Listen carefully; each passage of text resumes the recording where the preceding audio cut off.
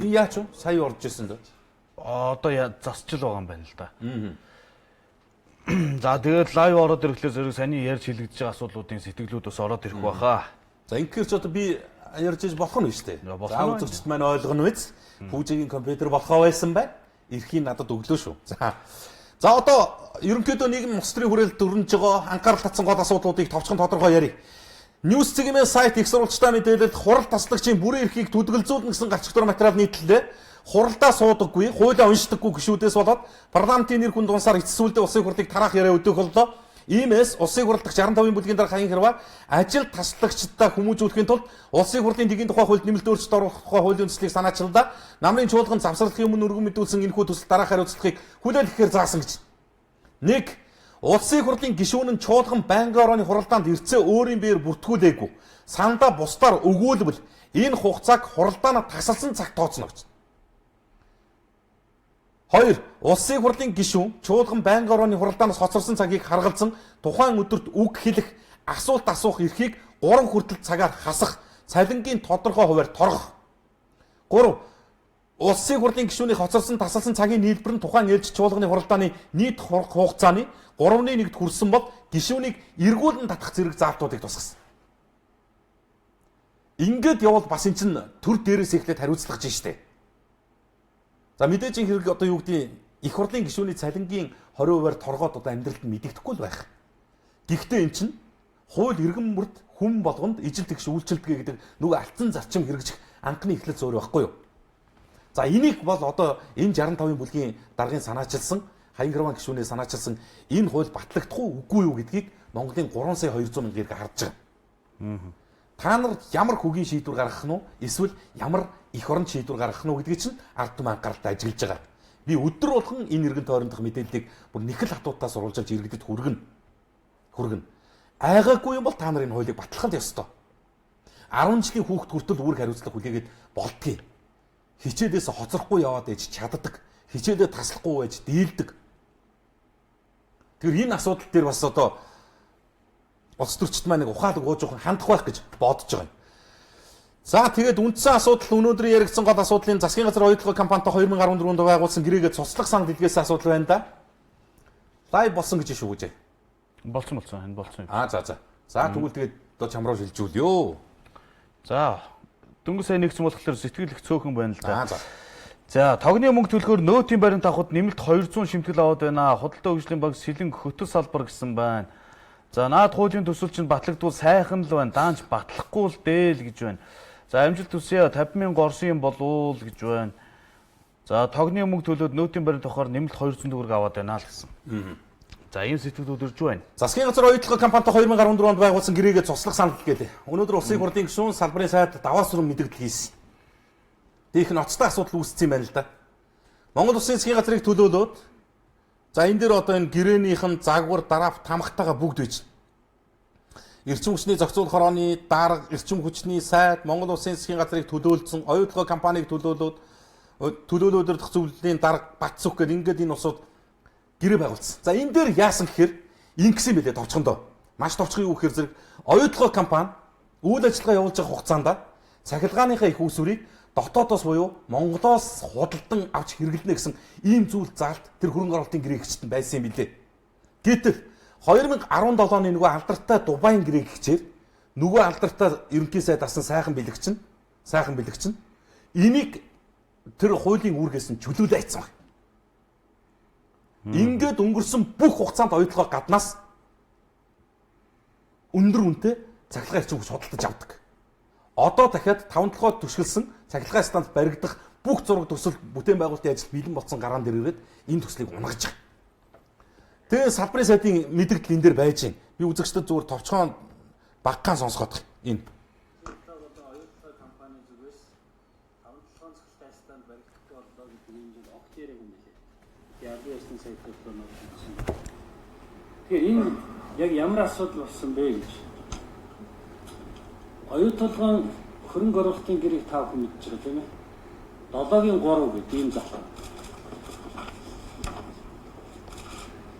Энэ 7-гийн 3 дээр хөрөнгө оруулагч нь үйлдвэрлэлийн үйл ажиллагаа эхэлсэн өдрөөс хойш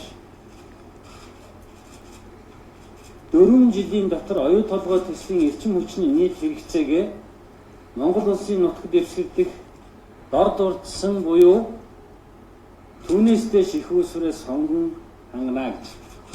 Нэгдүгээр хөрөнгө оруулагчийн санхүүжүүлсэн эсвэл барьсан нүүрсээр ажиллах цахилгаан ястан зөвөөр хэлэх юм бол төрхөөс хил үрс буюу мөн одоо оюутлогоо компани өөрсдөө станд байсан болсон. Хоёрт гурав дахь итгэлийн санхүүжүүлсэн эсвэл барьсан нүүрсээр ажилладаг цахилгаан ястан. Гурав Монгол улсын цахилгаан эрчим хүчний сүлжээ. 4 жилийн дотор үйл ажиллагаа эхлэхээс хойш буюу 2017 оны 7 сараас эхэлж оюутлогоо компани яах байсан бэ? Монголоос эрчим хүчний их усрээ авах байсан бэ? Өнөөдөр хэдэн он? 18 уу? Авсан уу? Авсан уу? Аваагүй. Яагаад аваагүй юм бэ гэж? Тэн гэрэн дээр бол яг тэгсэн байна. Энэ оюутлогын гэрээнд оюутлогын хувьцаат компани 2009 оны 10 дугаар сарын 6-ны өдөр Монгол улсын засгийн газартай хөрөнгө оруулалтын гэрээ байгуулж энэ өмнөд улсын эрчим хүчний салбарт хамтран ажиллах гэрээ гэж. Оюу толгойн хөрөнгө оруулалтын гэрээ бол их хурлаар орж бат. Гэрээг бид нар сая хүчиг болсон байна. Энийг л яриад байна. Өөрөөр хэлбэл хөрөнгө оруулалтын гэрээний 7-гийн 3 энэ зар. Оюу толгой энэ 7-гийн 3-ыг одоо нөгөө төтгөл зүйлсэн заалтна. Талууд 5-7 цахилгаан ястан төслийг хэрэгжүүлэх талаар хамтран ажиллаж байгаа болон 5-7 цахилгаан эзэн төслийг баригдаж дуусах хугацааг харгалзан хөрөнгө оруулалтын гэрээний 7-гийн 3-т заасан оюу толгой хязгаарлалт хариуцлага компани үүрэг түтгэлж байна. Өөрөөр хэлбэл 4 жилийн дотор За ингээд асуудал нь байна л да. Үзэгчдэд маань ойлгогдож байна уу зүгээр энэ дуу их султай юм. Бид энэ уул уурхай түшгэлсэн энэ их баялгаас хувь хүртэж одоо гой сайхан амьдрна гэж үндсэндээ үлгэр юм байна л да. Нэг хэсэг ёстой хоолон чадлаараа тэмцдэг гэсэн тэгэд аргагүй сүулдэ ард түмэн ч ер нь юм сөхөрдгөл юм байна л да. Үнэхээр бүтэхгүй заяа. Ерөнхий сайд нь очоод зүгээр л энэ нэг уул уурхай үйлдвэрлэл явуулах гэж байгаа энэ байгууллагын цахилгааныг нь дотоодоосоо хангачаач гэдэг энэ зүйл заалтыг нь хөрөнгө оруулалтын гэрээ гэдэг дээр ингээд хуульчлаа тусгай өгсөн байсныг нь Арабад Дубайд очиж байгаа л хүчингү болгочоод ирж байгаа. Тэгээ энээс гарч байгаа хор хохирол нь юу юм бэ гэдэг ингээд салбарын сайд ингээд цаас ээлжилж үзүүлээд одоо үндсэндээ цаас болцсон. Энэ хууль дүрмүүд нь сууж. Тэгээд нөгөө нэг 5-7 станц баригдахгүй гэдэг маргаан чинь энтэй холбоотой яваад гэлцсэн. Одоо нэг ийм асуудал байна. За мэдээж хэрэг цаашдаа яах вэ гэдгээ ярих нь энэ одоо алс холоо харж байгаа улс төрчдийн тэр том бодлого стратеги нь байдаг байх. Өнгөрсний балгийг хэн хариуцж үүрх юм бэ гэдэг асуудал чинь тун сонь байгаа. Эзэн бийгүү нэг хий үзэгдэл оюутлогын гэрээг барьж давхингуутлаа Дубайд очоод энэ гэрээг ингээ самраа хийсэн юм огт байхгүй. Чимдийн сайхан бэлэг гэд нэртэй хүн штэ гэж. Монгол улсын засгийн газрыг төлөөсөн штэ. Ерөнхий сайд байсан штэ. Тэгэд энэ өмнөх ийм төрлийн алдаа завхралтай хариуцлага хүлээлгэхгүй ингээд яваад ахаар чинь ерөөсөө улс их орн урагшлна гэж юм алга. Олигтой сайн сайхан юм хийгдэн ч гэж юм алга. Оюутлогооч энэ замаараа дуусгах нь 5-7 тэр замаараа яваад дуусгах. Эндээс ард иргэдэж ирж наадах юм байхгүй юм. Арга ядаж штэ энэ яг үннийг хэлэхэд бол иргэд олон нийт ийм завхралын дунд энэ нэг ийм бичиг цаасаар тархиугаадаг энэ хандлагын чинь тулд үндсэндээс хөрчлөөд ийм асуудал байна. За дараа нь яасан гэсэн чинь 24 цагийн сайт тавьчих. Монгол улс стандарт банкнд 250 тэрбум төгрөг төлнө гэж. Энэ гарчгийг маш сайн араараа үзэгчтэй. Хаанч Жастин Батгүй гэж байхгүй. Монгол улс гэж байгаа юм. Монгол улс гэдэг чинь хий. Юу вэ? Монгол улсаас төлөгдөх 250 тэрбум төгрөг гэдэг чинь хаанаас их усүртэй мөнгө. Энэ 250 тэрбум төгрөгийг хэдэн мянган жирийн иргэн нуруу үндийлгүй хөдөлмөрлсөн хөдөлмөрийн үр шимээс нь бүрдэж байгаа татвар юм бэ. Би сая хэллээ шүү дээ. Нэг дүүрэгт 100 ортой хүүхдийн эмнэлэг барьчих мөнгөгүй иргэд олон нийт бие биендээ хандаж байгаа. хэдэн 100 ортоо имлэг барих мөнгийг нэг ийм эрхмийн, ийм этгээдийн хуурамч гарын үсгээр баталгаа гаргуулад банкнаас авсан барьцааг дарах гад улсын төсөв төр татвар төлөгчдийн карманд гараа хийгээ зогсож байгаа. Одоо амархан болцсон. Шууд барьцаалчих. Улс төлөхөөс өөр аргагүй. Яаж? Нөгөө наа батгүйч юм бол хийсэн хэрэгээ хүлээсэн. Хариуцлага үүрсэн, хоригдсон, солдогдсон. Одоо энэ хүнтэй ярих асуудал байхгүй гинэ. Тэг ингээ яваад байх юм уу тэгвэл зөмөр. Бүгд ингэмээр биш тэгвэл. Улсынхаа үйлдвэрийг барьцаалж байгаа банкнаас зээл авчдаг, тэрийгэ зориултын усаар зарцуулцдаг. Тэгэд эргээд асуухаар зэрэг гарын үсэг нь хуурамч байсан юм а гэдэг. Тэгээ яахын та нар намайг юм гутлаа хуулийн хариуцлага хүлээлгэн чамайг ингээ хэцүү нэрт суулгана гэхээр өрсөлийн хуулиар хугацаанаас өмнө солдогддог. За өршөөгдөхгүй байлаа гэж бодоход бүтэн суудаг гараад ирдэг, ард нь хохирлыг нь төр барагдуулдаг ийм байх юм байна. Яагаад гэдэг асуулт байх ёстой. Яагаад улс ийм үртэй болчихж байгаа? Яагаад Эрдэнэт үйлдвэр ингээд ийм банкны барьцаанд очиж байгаа юм? Ийм гэрээ яагаад иргэдэд үзэгддэггүй? Яагаад Эрдэнэт үйлдвэрийг барьцаалсан энэ гэрээг нийтэд харуулдаггүй? Бид 250 тэрбум төгрөгийн үнэтэй тэр хуурамч гарын үсгийг хармаар байна шүү дээ. Ямар гарын үсэг 250 тэрбумын үнд хүрдгийг үзвээр биш дээ энэ чинь. Бид төлөх гэж байгаа юм бол. Энэ чинь бидгээ пүүжээ хинийхэн карманаас гараад явж байгаа мөнгө шүү дээ. Төрдөө төсөвтөө татвар төлдгөө жирийн иргэн байхгүй байхгүй юу? Тэг ийм муухай байдгийм байна. Их сонирм. Тэг юу ч ярмаар юм. За сэтгэл Эрдэм трансын Эрдэм трансын автобусны банкныхын хугацаа дууссан гэд мэрэгжлийн хялтын явуулахгүй дэлбэрэх аюултай гэдсэн чи одоо явуулчихж байгаа юм уу? Мөнгө хүчтэй нь үнэн юм аа л гэсэн байна. Ажлын амт тусья хүүхдийн мөнгийг хүүхэд бүрт нь өгөөч ээ. 3 сая иргэн хятад иргэн Монголд орж ирнэ гэсэн үнэн үү гэсэн. За энэ бол батлагдлаагүй үндэслэлгүй мэдээллээ. За энэ олон сургалтын үнэн худлыг нь хэрхэн мэдэх юм болоо гэсэн байна. Хүүхдийн мөнгө өгөөч ээ. 2 дугаар сарын 50 орцсон штэ л гэж байна.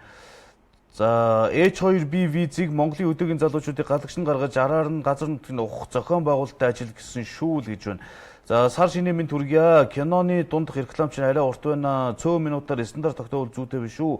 Бодолцоороо найруулагч редакц нь сонсороо л гэсэн байна. За хүүхдийн мөнгийг бүгдэнд нь өгчгөөч ээ гэсэн байна. Сонгон хайрхан дүүргийн газрын албад татвар ажиллаа хиймээр байна. Хоёроо сурчлага хийлдээ. Хитэрлээ одоо газар шилжилт хийхгүй онд амлаа арай л байна штэ. Тэр журам энтрийг нь батлаад өглдөө гэсэн байна. За нөгөө Батулга Марат зэрэг асуудал юу болсон бэ? Арай толгойг нь нилээд нам жим өнгөрөх гэж байгаа юм биш үсттэй. Ийм булаа хэрэг үйлчлэхэд зүгээр өнгөрнө гэж байхгүй шүү. Ард түмэн ямар хариуцлага тооцох бол гэж хүлээж байна. Бас шаардж байна. Хаул дөр шүлхий 20 цэрэгт ажилласан томилгоогоо хизээ өгөх юм байл гэсэн байна. За засаг бензиний үнэ нэмсэн байгууллагуудаа хариуцлага тооцох хэрэгтэй. Арай дэмдэж байна. Бензинээ дагаад бүх юмны үнэ өсчихлөө. За та хоёр ярьсаар л байна уу гэсэн. Бид хоёр ярьсаар л байна. Ярьсаар ч явах болно. За сайн байцгаана уу? Хоёроо ипотекийн 8% хизээ олох юм болоо. Зээлийн хүү сөхөрж байна. Хилж өгөөч ээ л гэсэн байна. За ганц удаач болов хүүхдийн төлөө сэтгэл гаргаад буйны үйлсийг дэмжиж үнгүй хийгээд өгчгөөч ээ. Буян тухай спортын ордон чинь мөнгөний төлөө улаардаг газар шүү дээ л гэсэн байна. За тэр толгоогоороо хариуцна гэсэн баярын өрнгийн хураага толгоогоо авмаар байна л гэсэн байна. Харагдана да. Одоо бол эн чинь зүгээр баг их хурлын гишүүнийг баг дарамтлаад дуудчихж байгаа юм шиг. Нэр хүн шиг хүрээд ирээрээ энэ төр мэр гээд зүгээр дийлдэхгүй юм шиг байлээ. Энэ бол да айхтар амт юм билээ шүү дээ. Ер нь бол баярыг барах бурхан ч байдаг юм уу ер нь. Үнэхээр нэг өөрийгөө мэдэрч. За энэ нэг юм боллоо бүжээ. Юу гэхээр өнгөрөх өдөр чи тэрийн арилжааны банкуд руу нэг жоохон хатуу хідүү хилчжээ. Бид хэлээгүй юм л да. Уг нь бол энийг Монгол улсын их хурл дахь ардчилсан намын бүлэг хуулийн төсөл бодгоод оруулаад ирсэн байхгүй юу? Мөнгө угаах асуудалтай тэмцэх чиглэлээр хуулийн төсөл боловсруулаад оруулаад ирсэн.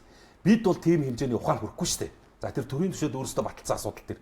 Арилжааны банкуд яагаад мөнгө хүлдэх юм бэ гэдгийг асуудлыг ингээ баримттай ярихаар зэрэг эргээд битээр энэ банкны нэр хүндэд халдсан асуудал төр одоо ингээд ял асуулгаа суучих. Өнөөдөр 2-3 хүн уцтаж дарамтлаж.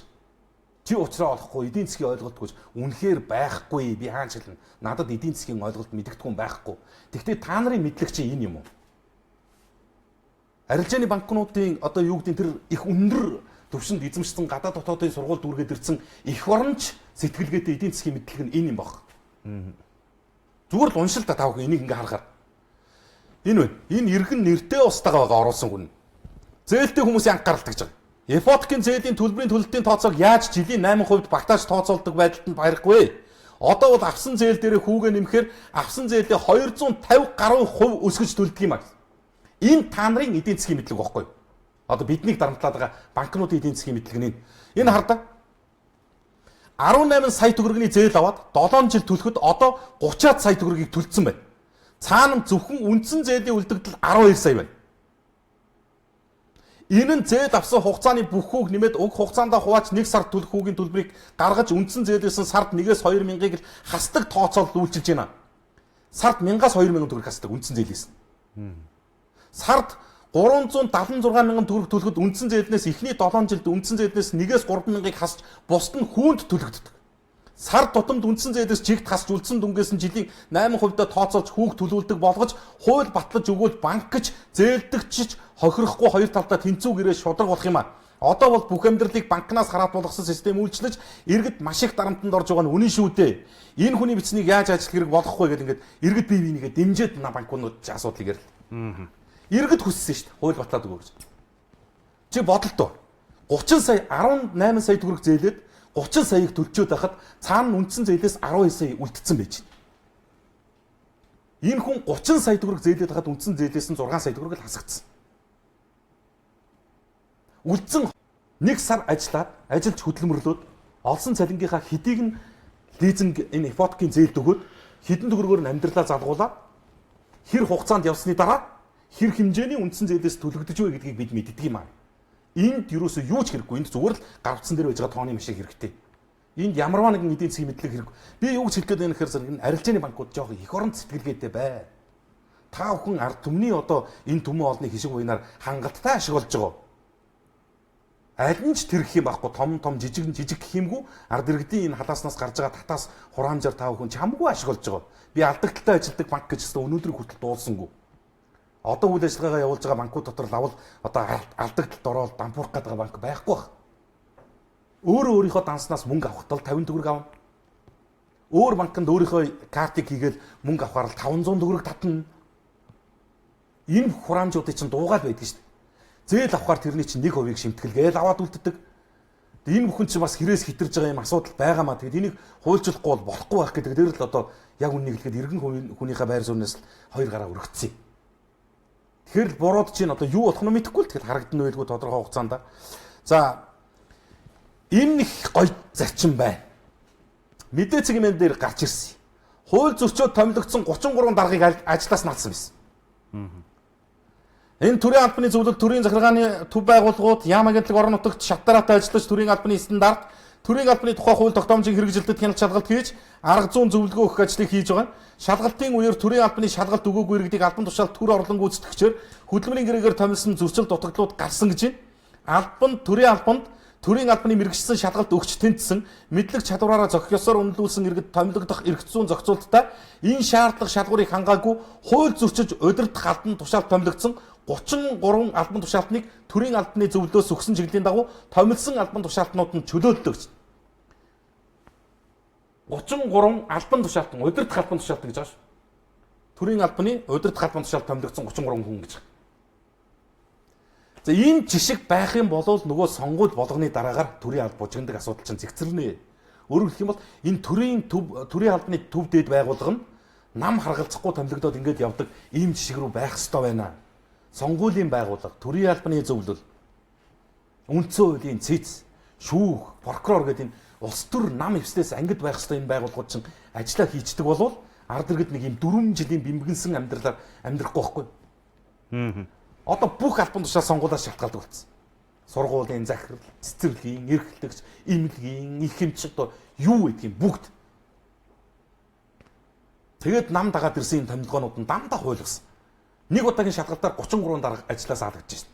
Ингээд төрийн албаны зөвлөлд ажиллаа хийчих юм бол аль нам хэдэн 65 болоод ч нэмэргүй байна гэдгийг харуулж байгаа байхгүй юу? За сэтгэл бензин маш дутуу шахаад байна. Бараг 25% дутуу шахаад байна. Маш олон хүн яриад тухайд яагаад шалахгүй байна вэ? Гурил цэмэнд хиллээ шалгаад байдаг үстэй л гэж байна. Энэ шалгалтыг хэлэхгүйгээр л хийчмээр байгаа юм л. Хэлэхлээр зэрэг яалаа. Шөнө нь очиод шахаад юмас харуулаад аваа явчаа биз тий.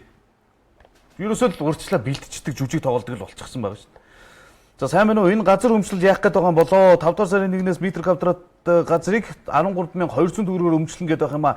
Энэ үнэн юм болов уу? Монгол улсын иргэн бүр газраа үнгүй өмчлөх хэрэгтэй үстэй. Бид ямар нийгэмд амьдраад байна л гэсэн байна. За яг ийм юм болох ч л байгаа юм байна. Нэгдээд энэ газрын байгууллагад санал өгчих хэрэгтэй. Газар олголтын хугацааг сунгаж өгөөч. Яагаад гэхээр үндэслэл байж шít. Танаа дүүргийн газрын албан. За саяны сонгоо хархан дүүргийн газрын албантай ирж байгаа гомдол ирвэ шít. Удаан байна. Нэг иргэний газар өмчлөх асуудлыг шийдвэрлэх гэж 14-өөс 21 он чинь. Ингээд сонгоо хархан дүүрэгт газар аваагүй хэдэн мянган иргэн баг.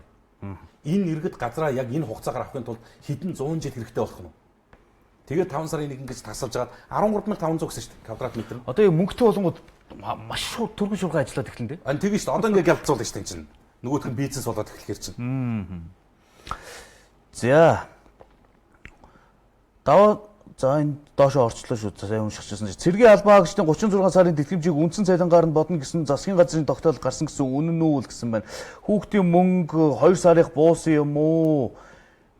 За тийм юу болсон юм бэ? Марат шоронд байгаа юу л гэсэн байна. За энэ тийм байхгүй. Марат ч биш Мурат үстэй тийм. За Эрдэнэтэд 50 ороогүй байна. Хизээ орох юм болоо бэлгээ арай их ярьж гинүүгүй юу гэсэн байна. ТV-ийн бүхийн дундуур реклам яриад энэ шүү. Батнаас нь л үзэгчдийг авч явж үлдэж байна. Дараагийн даваа бараг дундаа орсон байхад л гарч ихэлсэй л гэсэн шүүмжлэл ирж байна. За сайн хоёроо одоо утаа яриха болоо. Угаасаа дулаан цаг ирж байна. Харин цэвэрлэх байгууламжаа яриад өгөөрэй. Баярлалаа гэсэн байна. Бид нар одоо ингээл эхэлж байгаа байхгүй юу? Ингээл өөрсдөө сэтгэлгээдээ хүлээн зөвшөөрсөн байгаа байхгүй. Утаагаа одоо болио. Өмхийгээ яри. Тийм. Нөгөө яг л нөгөө удирлаараа амьдарч шít.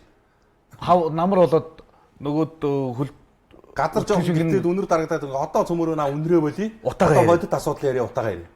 Тэгээ энэ яг хизээ шийдэгдэж үр дүн үзэгдэх үү? Амар юм. Пүүж ингэж хөө. Ганц хүсэлт байна. Би ганцхан мэдээ байгаа юм. Ганцхан.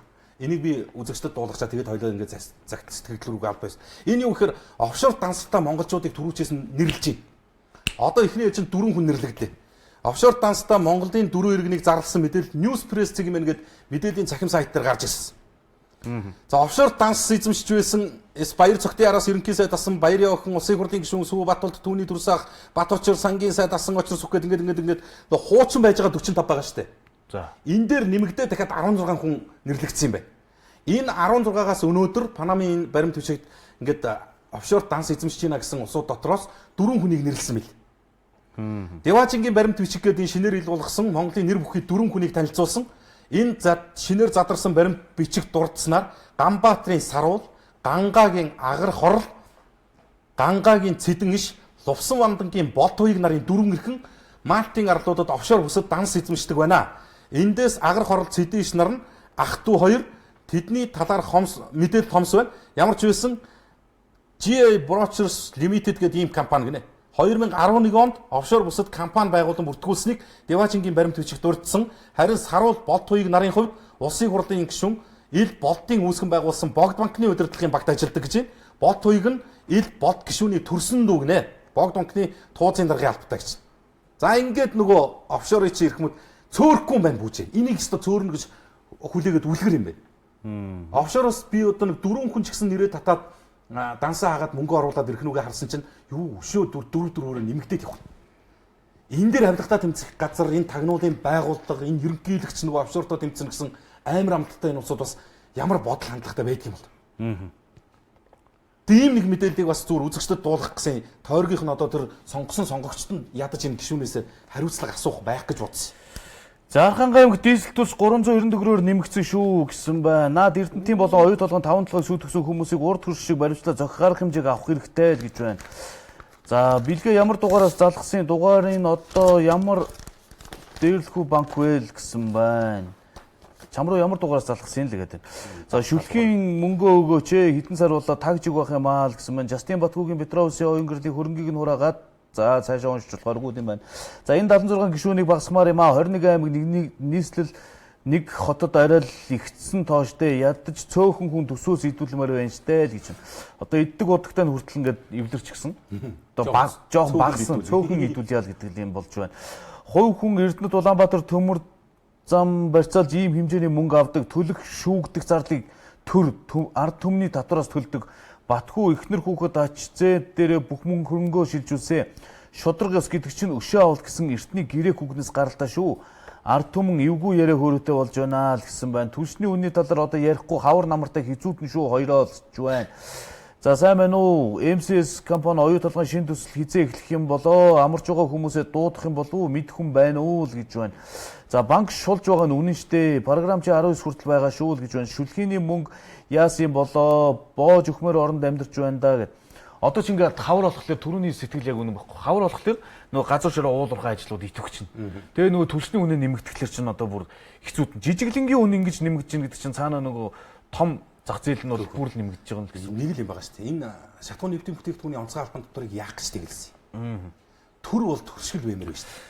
Хууль бол хуульчил үйлчлэл. Цаанаас нь Оросоос нь бас экспортын үнэ нэмсэн л гэдэг юм л да. Сар болгон төлж байгаа мөнгийг 50-50%-аар зээлэхгүй хоёроос зэрэг асуул бидэнд бага дарамттай багч гэсэн банкнд ашигтай байдгийн гэтэл мөнгөний эзэс шуналтаад байна л гэсэн байна. Үгүй энийг яг л ингэж хэлэхээр чи эдийн засгийн ойлголтгүй болчиход байгаа байхгүй юу? Сард төлж байгаа тэр лизингийнхаа 840 мянган төгрөгийг 420 хүүнд өгөө. Хамаалах гэж байгаа шууд. Үлдсэн 420-ын үндсэн зээлээс хасаад өгөөч гэхээр зэрэг чи бол үнэхээр ногоон толгоцоо эдийн засгийн мэдлэггүй гэд ингээд энд одоо яг ямар эдийн засгийн мэдлэг хэрэгтэй гэж ойлгохгүй ийм л нөхцөл байдал байна. За банкны зээлийн хүү арай л байгаа нь үнэн штэ. Жишээ нь манайх орон сууцны зээлтэй бид сард 706 мянган төгрөгийн зээл төлдгөө. Үүний 550 мянган төгрөг нь хүү үлдсэн нь үндсэн зээл байгаа юм даа л гэж. Ингээл асуудлууд байна л. За, Увс аймгийн Хяргассан өндөр насны Ц сүрэнгээс Монгол Комментийн 2 захиа бичсэн гэж шүү. За, 2 дугийн амрыг ирж захиа очих өдрийн мэндийг хүргье. Амжилт хүсье. Шударганы дуу хоолой болж байдагт баярлалаа. Хот хөдөөгүй ажилгүйд ядуур нүүрлээд улс их орон минь өрөнд баригдаад хэцүү байна. Ерөнхийлөгч Илбэгдорж Батүул нар болон үе үеийн засгийн газар их хурлын гишүүд ажилгүйд ядуурлыг арилгана, сахилах хариуцлагыг чангадах, Улаанбаатарын утааг арилгана, эдийн засгийг сэргээн, өр зээлийг тэглэн, хааж өгнө гэж их л сүртэй өндөр амлалт өгч гарч ирээд юу ч хийдэггүй, хариуцлагагүй байдлыг таслан зогсоомор байна. Чанаргүй олон ихтэй сургууль байгуулаж чадваргүй мэрэгжилтэн бэлтгэж Монгол улсаа за нэр хүндийг унагадаг асуудлыг тасан зогсоо гэж байгаа юм шиг. Том компаниудын төлөөлөлт өдөртөх зөвлөлийн гишүүд гэж хэсэг хүн онцгой цалин авдгийг болиулаад өгөөч. Мөн үндсэн хууль баталцах болон ардчлал байгуулсан хүмүүс хит өндөр тэтгэмж, тусгай хангамж авах гэж байгаа. Энэ яавч зүйд нийцэхгүй асуудал юм аа. Наадуул чинь хүнээс илүү юу хийчихсэн юм бэ? За Монгол орныг манжийн даралдаас чөлөөлж үндэсний тусгаар тогтнолыг сэргээ мандуулсан хувьсгалж их орончдод хэн юу гэсэн юм бэ? 1990 оноос урд их орны тусгаар тогтнолд их бүтээн байгуулалтын төлөө ам бие хөлс хүчээр дайчлан ажиллаж байсан хүмүүс одоо сард 251 мянган төгрөгийн тэтгэвэр авч байгааг эрхэм төрийн түвшинд мэддэг юм уу?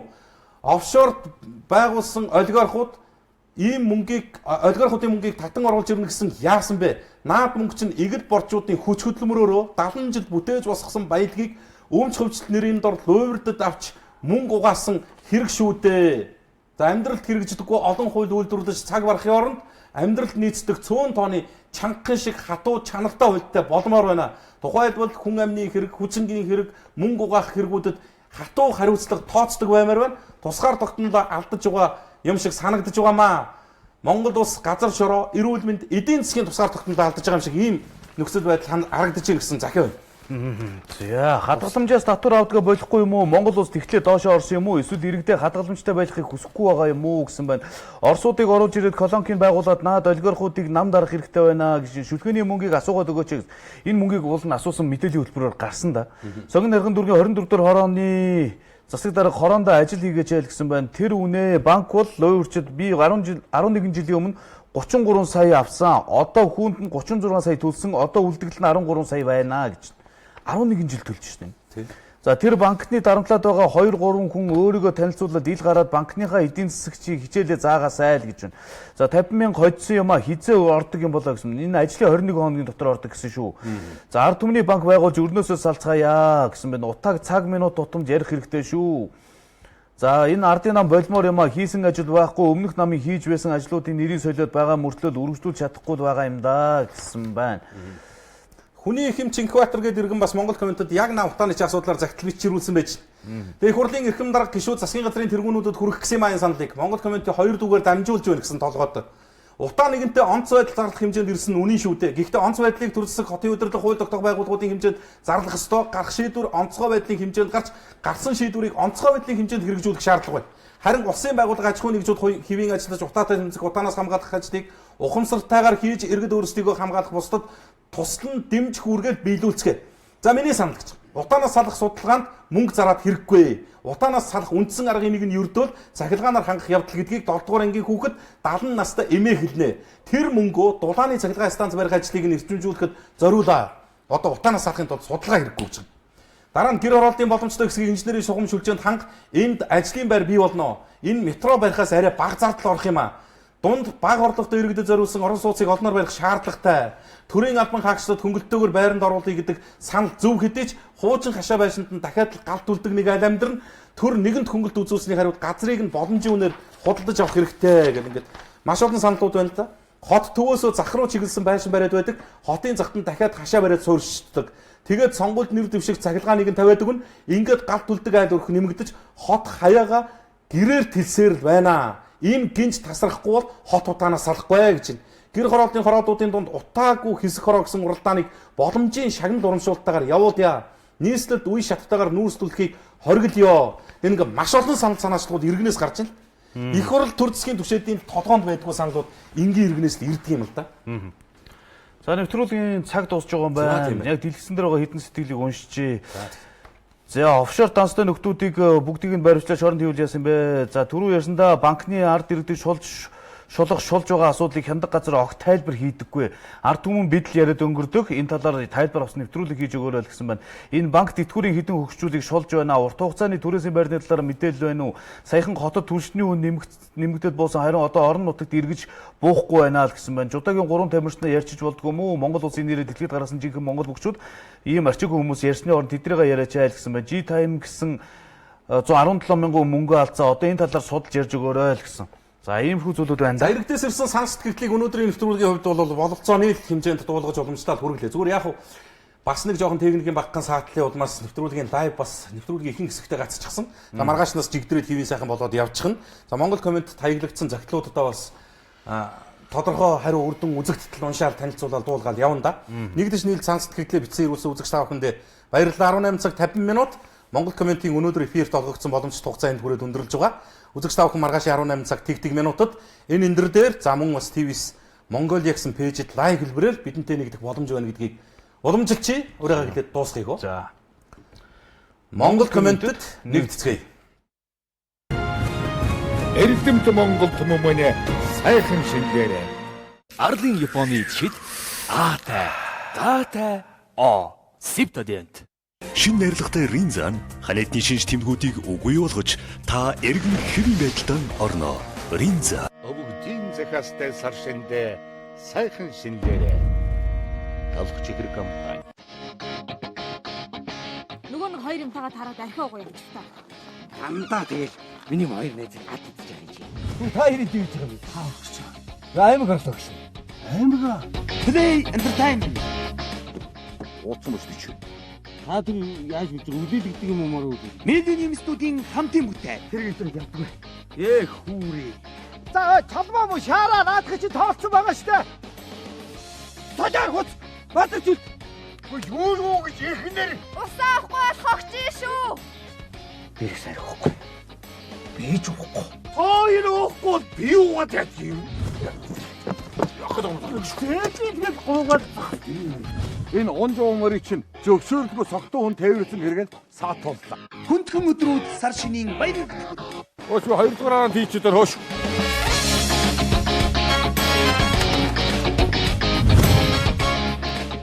аваач ирсэн ба штэ.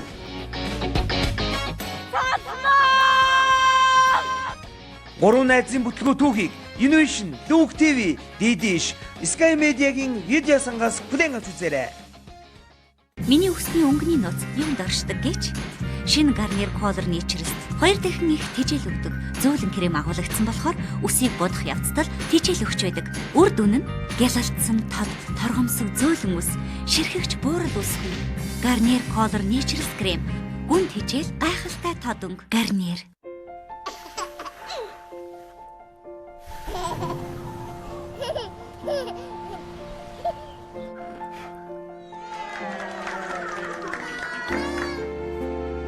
Pampers живхэнд агарын чөлөөт солилцлыг үүсгэгч тусгай хоолойнууд бий.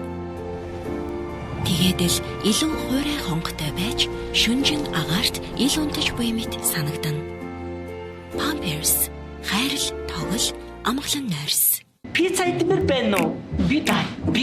777. Дуртай пиццагаа үндсэн үнээр нь 2 дахь 7,000-аар, 3 дахь 7,000-аар пицца хатын салбараас авчиж аваарай. Пицца хат. Үйтэн үлэрлэсэн ирээ. Бүтэн байна шүү. Бүгдээрээ өвдчихгүй л байх юмсан. Бидэнд доктор Мом хэрэгтэй. Фита бронхо найрлагатай хүлхэмлэн хуурай ханиалга болон хоолой сэргэнүүлсэн ханиадыг хатвар тарахаас урьдчилан сэргийлж ижигдэг. Доктор Мом тусална. Сүсэгтэн олондоо тийм унжлага тэмээх шором нохой жилийн бэлэгцэн шинийн 8 шинийн 9-ний өдөр Эрдэм тохиолгон гэрийн бүчи багш нар болон Монголын их хүрээ хийдийн лам хөвөргүүд морилон ирж байгаа шором нохой жилийн уян заяаг тэгшэтгэж аштын үлсийг даатгах заллаг айлтгаж шоронохой жилийн бүхэл засал хийж сансан бүхэн сэтгэлчлэн бүтхийн ерөөл айлтгаж бурхан шүтэнд мандал өргөн буян хишгийн даллага авна. Сүсэгтэн олон дарав наалын шүншгэлсэн утлаг аршан номын ажилтнад хүртэл Монгол түмний шүтэн DVD өргөн. Би PC Mall Expert оюун бэлэг байна.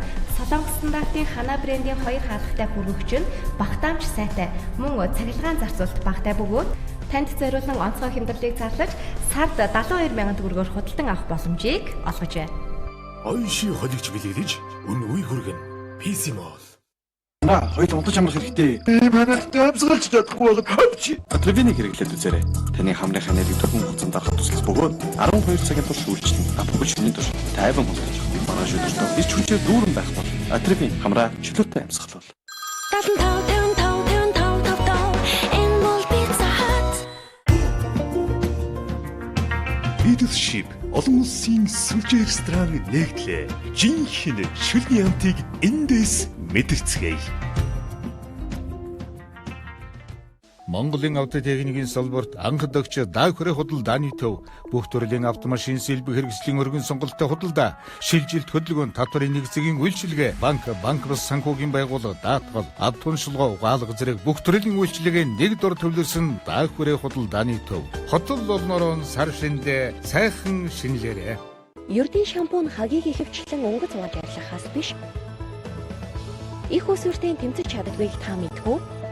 Урвалсан үйлчилгээтэй шинэ хайдын шовдрос таны үсийг хагнаас 100% хүртэл ангичруулж уугүй сайхан харагдуулна.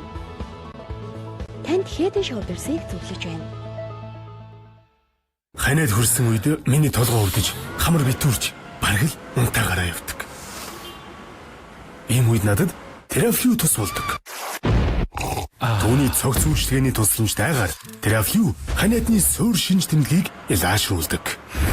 Teraflu өвдөж цагаа бууалд.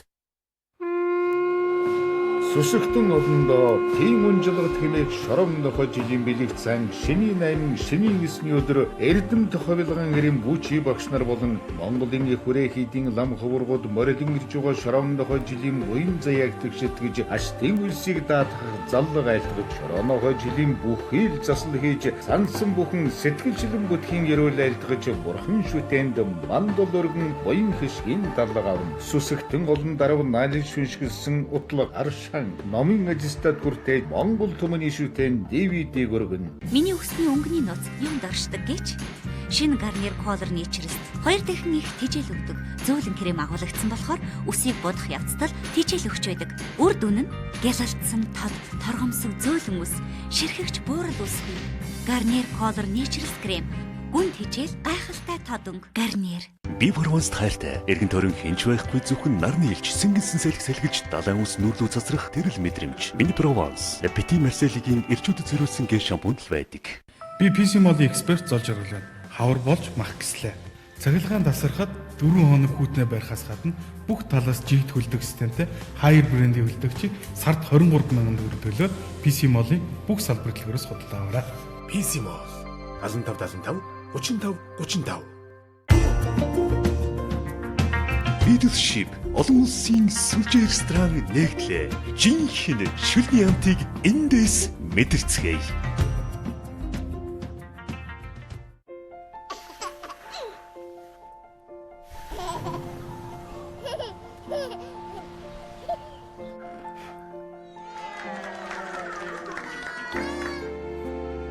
Pampers живхэнд агарын чөлөөт солилцлыг үүсгэгч тусгай хоолойнууд бий.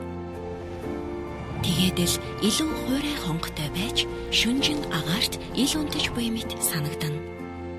Pampers хайрл, тоглол, амгалан нойрс. Хоёул унтаж амрах хэрэгтэй. Би манайд амсгалж чадахгүй бол хөвч. Атревинийг хэрэглээд үзээрэй. Таны хамрын нэрийг түргэн хугацаанд дарахад туслах бөгөөд 12 цагийн турш үйлчлэн апгүй шөнийн турш тайван хүлээж авах. Манай шүлжтэй ирч хүчээр дүүрэн байх бол Атревин хамраа чөлөөтэй амьсгалуул.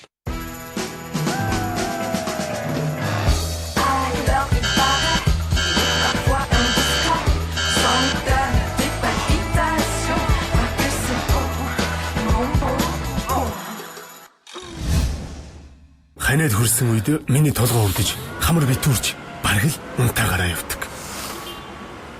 Ийм үед надад терафлю тус болдог. Түүний цогц үйлчлэгээний тусламжтайгаар терафлю ханаадны суур шинж тэмдгийг илаашруулдаг. Терафлю өвдөж цагаа бууалд. Миний өсний өнгөний нууц юм доршдог гэж шинэ Garnier Color Naturist 2 дахин их тэжээл өгдөг зөөлөн крем агуулгдсан болохоор үсийг бодох явцдал тэжээл өгч байдаг. Үр дүн нь гялалтсан тод торгомсог зөөлөн үс, ширхэгч буурал үсгүй. Garnier Color Naturist крем гүн тэжээл гайхалтай тодонг Garnier. Пицца идмэр байна уу? Би дай. 777. Дуртай пиццагаа үндсэн үнээр нь 2 дахь 7,000-аар, 3 дахь 7,000-аар Pizza Hut-ийн салбараас очиж аваарай. Pizza Hut. Би Прованс хайртай. Эргэн тойрон хинч байхгүй зөвхөн нарны илч сэнгэнсэн салхи салгиж далайн ус нүрлүү цацрах тэрэл мэдрэмж. Миний Прованс Petit Marseille-ийн эрчүүдэд зориулсан гээ шампунь л байдаг. Leadership олон улсын сүлжээ ресторан нэгтлээ. Жинхэнэ шүлний амтыг эндээс мэдэрцгээе. Төвшин намар сайхан шинжээрээ. Бах имхэс хөлзат компани. Gexerol Tabs Classic хоолой хөдлөн зориулагдсан амттай тусламж. Цэцгсэн англи өнөртэй шинэ окей. Өнгийг сэрхэн, өнгийг хэмнэн. Хамтдаа гэр бүлийн дундын насанда 50,000 хүртэлх бонус нээж бэлгэн аваарай.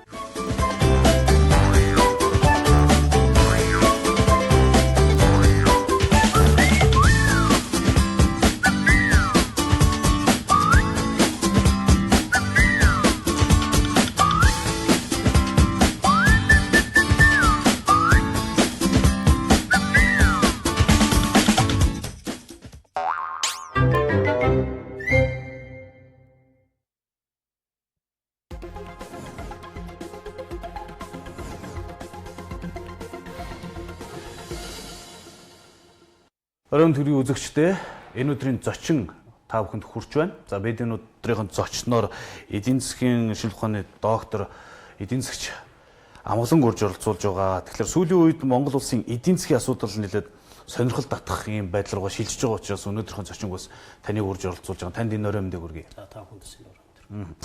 Тэгэхээр 2018 он шинэ жил ингээл гарахад бид нар бас ярьж байсан л та. Одоо 18 шинэ он гарлаа. Эдийн засаг нэлээд гоё гэрэл гигээтэй болох нэ гэж. Сая ингээл бэлгийн толлынхаа шинэ оныг бас гаргалаа. Бас л дахиад тийм зүйл яригдчих байна. Тэгэхээр зэрэг ер нь 18 оны эдийн засгийн төлөв нөхцөл байдал ер нь ямар байдлаар харагдаж байна. Нөгөө уул уурхайн баялаг бүтээгдэхүүнүүд маань жоохон өсөлттэй гэрэл гигээтэй зүйл нь үнэхээр байгаа юм болов.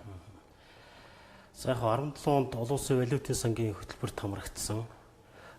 Дээрээс нь дэлхийн зах зээл дээр уул уурхайн бүтээгдэхүүний үн, ялангуяа нүүрсний үн харьцангуй тааламжтай байсан учраас манай эдийн засагт тааламжтай нөлөөллүүд бий болсон.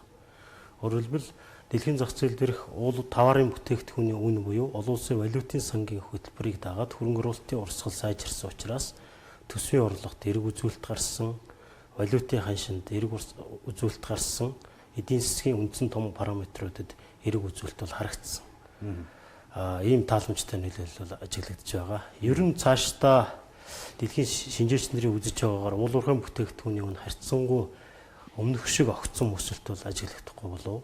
Ер нь бол цагаан алтад тодорхой хэмжээнд өснө.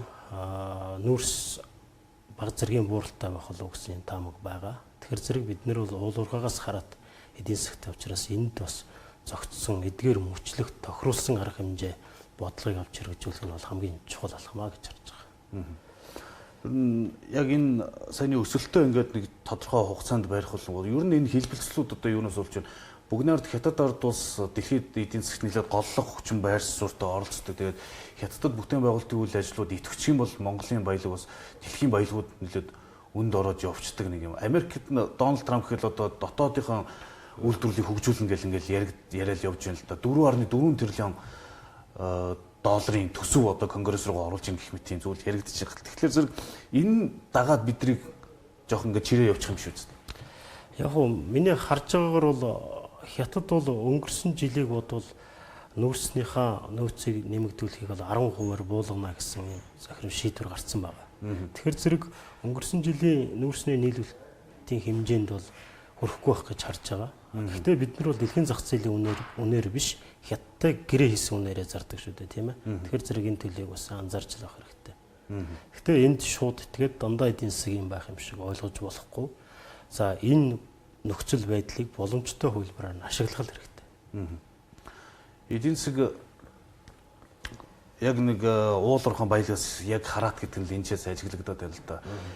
Дэлхийн зах зээл дээр зэс, нүүрс, алтны үн жоохон өсөхлөөр л Монгол улсад нэг жоохон гэрэлгээгээ тусаад ирдэг. Буурхлаар нь бид нар ч одоо сандралдаад одоо дефолт болох дээр хүртэл тулдаг нэг юм дүр зураг ажиглагдаад байна. Тэгэхээр зэрэг уул уурхайн баялагаас өөр байдлаар эдийн засгийн одоо ямар гарц гаргалгаануудыг бид нар хэрэгтэй юм бол хамгаалалт гэдэг нэг зүйл хэрэгтэй шүү дээ. Нөөц.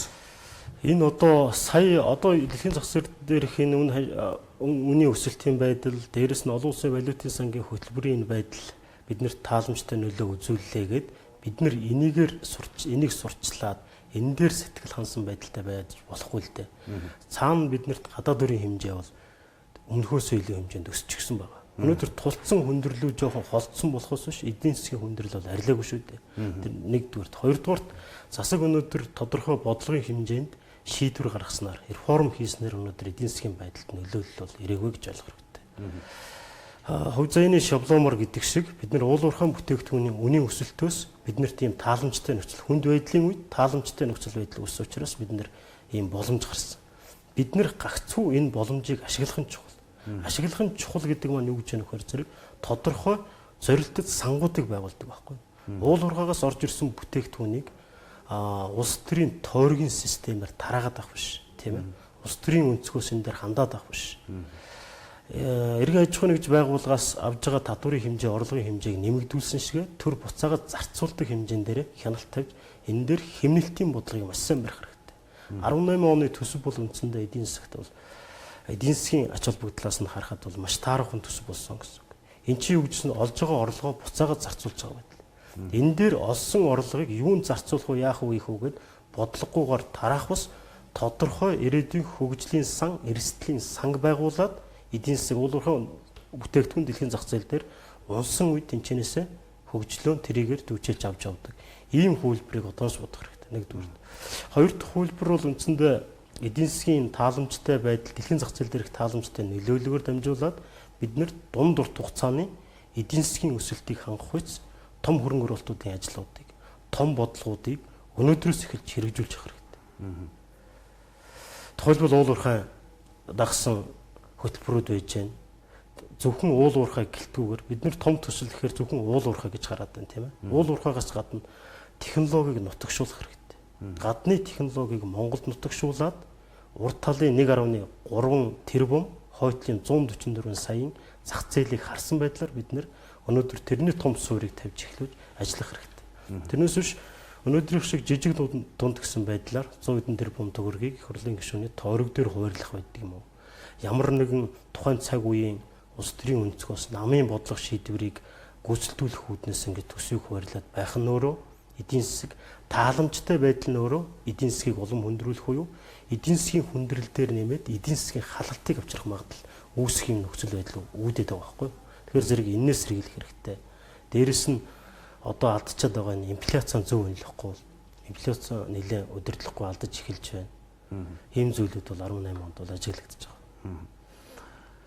Тэгэхээр гээ харахаар дэлхий дээр нэг тийм сүртэй одоо эдийн засгийн хямрал гэх юм уу хүндрэл үүсээгүй жидэл Монгол ингээл дотроо хямраал төгрөгийн ханшинд бүр одоо ингээд хэд дахин унаад долларын ханшинд одоо 2012 оны сонгуулиар сонгуулийн циклтэй улсын хувьд ингээд тооцоод үзэхэд 12 онд 1300 1400 орчим төгрөг өсөн бол одоо 2400 болоод 1000 төгрөгөөр өсчихсөн байх жишээтэй ингээд харагдахлаар энэний гол шалтгаан нь юу вэ? Нөгөө улс төрийн докторгүй байдал гэдэг л зүйл хамгийн эцсийн цэг нь болж байна уу?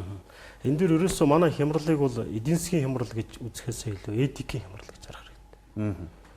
Олон улсын шинжээч байгууллагууд ч дүгнж хэлж байна. Бидний ойлгож байгаагаар ч гэсэн энэ бол засаглалын хямрал. Засаглалын шийдвэр өнөөдөр эдийн засгийн нөхцөл байдлыг тооцоолохгүйгээр улс төрийн өнцгөөс байн гаргадаг. Судалгаа шинжилгээ байдаггүй. Ийм учраас гаргасан шийдвэр нь өөрөө 20 хонохгүй. Сонгосон засаг нь өнөөдөр 2 сар болохгүй анхаж байгаа гол шалтгаан энэ. Үүнээс үүдэлтэйгээр энэ улс төрийн хямралаас үүдэлтэйгээр эдийн засгийн хүндрэл бий болоод байгаа. Нэг дэх асуудал. Хоёр дахь хүндрэлийн асуудал бол санхүүгийн зах зээлийн хүндрэл. Санхүүгийн зах зээл дээр хэтэрхий банк төвтэй санхүүгийн зах зээл нүүрсэн эдгээрийн үйлчилгээний систем байна гэж олон улсын шинжээчнэр хүртэл үзээд байгаа. Энэтэй холбоотой. Үйлчилгээний систем банк төвтэй эдийн засаг гэхэлэр бид нар яа харахгүй л одоо зээлийн түрээсийн гэдэг нэг юм зүйлүүдийг ярих гэдэг юм л да. Одоо хаас агуул одоо түрээсийн эдийн засаг гэдэг зүйл нэг дэлгүүр ажиллуулсан ч тэр дэлгүүрээ эзэн нь өөрөө түрээсэлсэн байдаг. Түрээс нь захиад цаашаа нөгөө худалдагчдаа түрээсэлдэг гэх мэтэр ингээ яваад гэх юм. А банк нь яадгүй гэхэлэр зэрэг одоо нэг хүүгийн асуудал биш шүү дээ. Жилийн хүү нь одоо 24-өөс дээш хуудтай байх жишээ нь. Хамгийн бага хүүг гэж яригадаад байдаг ипотекийн зээл гэж ярьдаг л да. Тэгтэл одоо 50 сая төгрөгийн зээл атал тэрийг 120 сая төгрөг болгож төлж байгаа шүү дээ. 2-3 жил төлчихөд байхад үндсэн зээлээс нь хасагдахгүй банк зөвхөн хүүгээ авсан байна гэдэг ийм зүйлүүд л харагдаад байгаа. Тэгэхээр энэ зөв гарц гаргалгаа муу юм уу? Энэ зөв журам муу юм уу? Энэ манайд энэ бодлогын хувьд үндсэндээ